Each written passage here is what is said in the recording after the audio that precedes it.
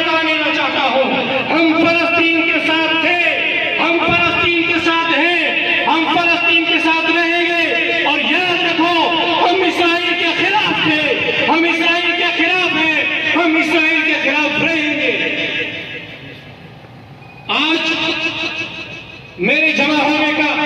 ساتھیوں کا یہاں جمع ہونے کا آنے کا مقصد یہ ہے کہ کل قیامت کے دن اگر اللہ نے پوچھ لیا کہ فلسطینی زخمی ہوتے رہے، شہید ہوتے رہے، ٹکڑے ہوتے رہے، ان کے مکان گرتے رہے، تم نے فلسطین کی حمایت کے لیے کیا کیا، تو میں اپنے اللہ کو، اس اجتماع کو اللہ کے سامنے پیش کروں گا، اللہ میں پابندیوں کا شکار تھا، قانونی پریشانیوں کا شکار تھا، لیکن ایک زبان تھی اور لوگوں تک اپنی آواز پہنچانے کی، میں نے لوگوں تک آواز پہنچائی، اور ان جمیعت طلبہ اسلام کے مجاہدوں نے، سرفروشوں نے، ان شہزادوں نے شانہ بشانہ قدم بقدم ہمارا ساتھ دیا۔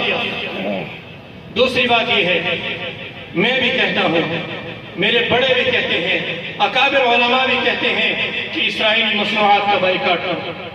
تو کچھ لوگ ہم سے کہتے ہیں کہ بائیکاٹ سے کیا ہو،